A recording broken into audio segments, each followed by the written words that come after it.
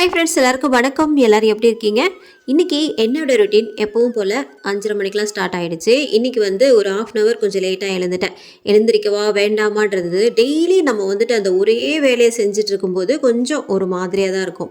ஆனால் என்ன பண்ணுறது, நம்மளை தவிர வேறு யாரும் செய்ய மாட்டாங்க அப்படின்றப்போ நம்ம எழுந்திரிச்சு தான் ஆகணும். அந்த ஒர்க்லாம் பார்த்து தான் ஆகணும் இல்லையா? சொல்லப்போனால் இந்த காலையில் எழுந்திரிக்கும் போதே நம்மளோட சோம்பேறித்தனம் எல்லாமே பறந்து போயிடுது. அந்த சோம்பேறித்தனன்றது இருக்கவே மாட்டேன்து. ஏன்னா காலையிலே எழுந்திரிக்கணும். அது 4 மணியாக இருந்தாலும் சரி, 5 மணியாக இருந்தாலும் சரி எழுந்திரிச்சிடணும். எழுந்திரிச்சிட்டோம் அப்படின்னாலே நம்ம அந்த சுறுசுறுப்புக்கு நம்ம ஆளாகிடும். ஏன்னா அதுக்கப்புறம் பரபரப்பாக நம்மளோட வேலை, துணி துவைக்கிறது, பாத்திரம் தேய்க்கிறது, சமையல் வேலை செய்கிறது அப்படின்ட்டு நிறைய வேலைகள் இருக்குதா, அந்த சுறுசுறுப்பு தன்னாலே வந்துடும். நான் இந்த காலையிலே குளிக்கிற விஷயம், வெள்ளிக்கிழமையானா கூட நான் காலையில் எழுந்திரிச்சு குளிக்கிறதே கிடையாது. ஏன்னா ஈவினிங் தான் குளிப்பேன். இந்த பிரம்ம முகூர்த்தம் பூஜை அப்படின்னு எப்போ ஸ்டார்ட் பண்ணனோ அதுலேருந்து காலையில் நான் குளிச்சிடுறது. ஏன்னா காலையில் குளிச்சாதான் நம்மளோட வாழ்க்கை அவ்வளோ ஒரு ஃப்ரெஷ்ஷாக போகுது. அந்த நாளே பார்த்திங்கன்னா அவ்வளோ ஒரு ஃப்ரெஷ்ஷாக, ஒரு ரிலீஃபாக, அவ்வளோ ஒரு மன அமைதியாக இருக்கும்.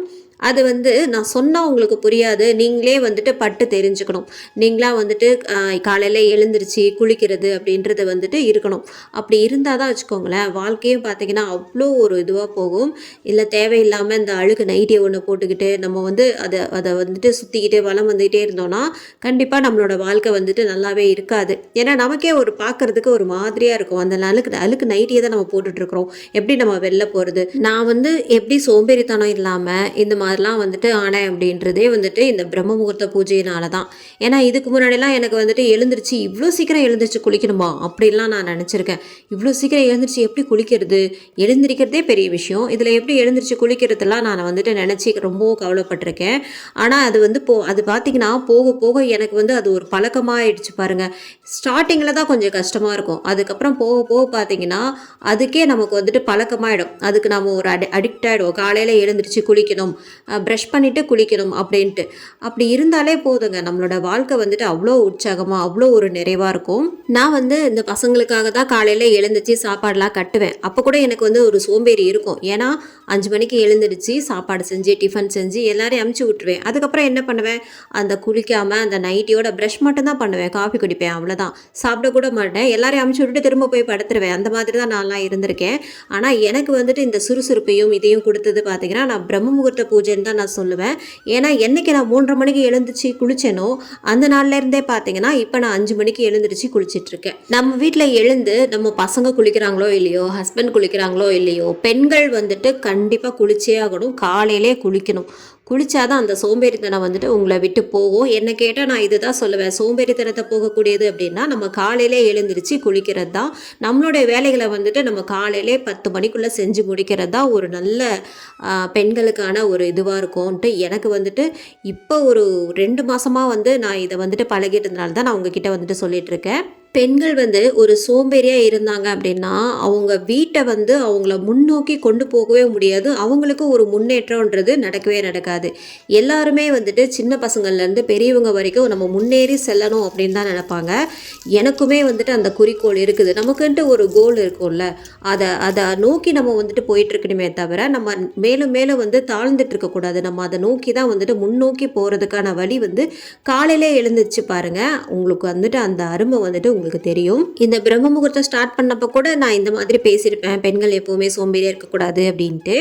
உங்களுக்கு அந்த வீடியோ பார்க்கணும் அப்படின்னாலும் டிஸ்கிரிப்ஷனில் லிங்க் கொடுக்குறேன், கண்டிப்பாக செக் பண்ணி பாருங்கள். இன்றைக்கான ரெசிபி என்னென்னு பார்த்துடலாமா? இன்றைக்கி சாம்பார் எதுவும் வைக்காமல் சிம்பிளாக பருப்பு சாதம் பண்ணிடலாம். ஏன்னா எழுந்திரிக்கிறதுக்கே ரொம்ப லேட் ஆகிடுச்சு இல்லையா, அதனால் சிம்பிளாக பருப்பு சாதம் பண்ணிடலாமே சொல்லிட்டு எழுந்திரிச்சோடனே முடிவு பண்ணிட்டேன்.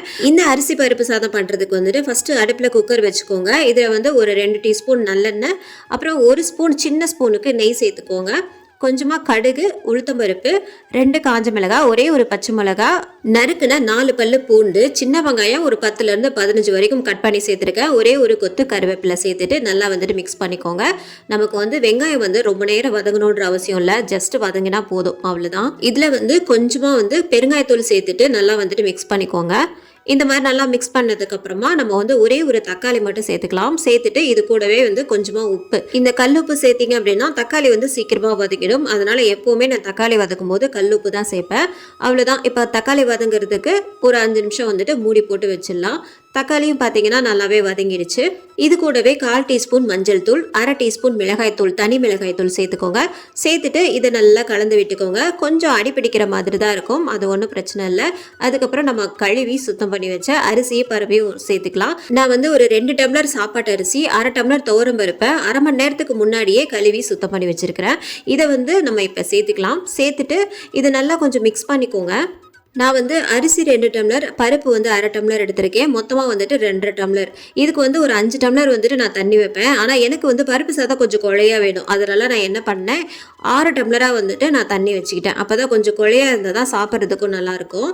அதனால் எப்போவுமே அரிசி பருப்பு சாதம் அந்த மாதிரி தான், கொஞ்சம் குழைவாக இருந்தால் தான் நல்லாயிருக்கும்.